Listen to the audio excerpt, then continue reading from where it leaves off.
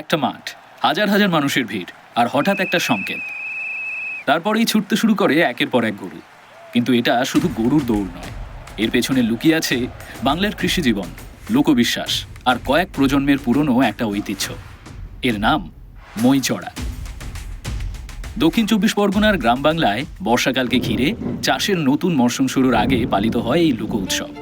এখানে ক্যালেন্ডারের কোনো নির্দিষ্ট তারিখে আসল নয়, আসল ক্যালেন্ডার হলো কৃষকের মাঠ। চাষের সময় এগিয়ে এলে গ্রামের মানুষ প্রস্তুত হন মই চড়ার জন্য। আর উৎসবের সবচেয়ে বড় আকর্ষণ গরুর দৌড়। উৎসবের দিন গ্রামের মাঠ যেন বদলে যায় একটা বিশাল মেলায়। দূর দূরান্ত থেকে মানুষ আসেন, সাজানো হয় গরু, মাঠে তৈরি হয় দৌড়ের আসর। তারপর শুরু হয় অপেক্ষা, আর সংকেত মিলতেই ছুট। মাঠ কাঁপিয়ে এগিয়ে যায় গরু, চারপাশে মানুষের চিৎকার, হাততালি, উল্লাস। কিন্তু প্রশ্ন হলো, কেন গরুর দৌড়কে ঘিরেই এমন উৎসব? কারণ একসময় বাংলার কৃষকের জীবনে গরু মানে শুধু একটা প্রাণী ছিল না, গরু ছিল জমির সঙ্গী।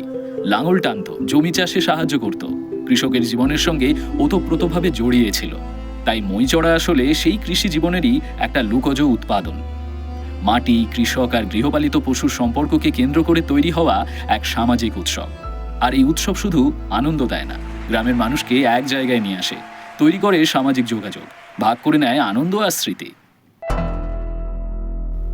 তবে মই চড়ার একটা অস্বস্তিকর দিকও আছে।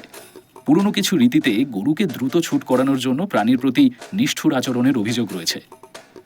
তাই আজ প্রশ্ন উঠছে, ঐতিহ্য কি একইভাবে পালন করতে হবে, নাকি সময়ের সঙ্গে তাকে আরও মানবিক করে তুলতে হবে?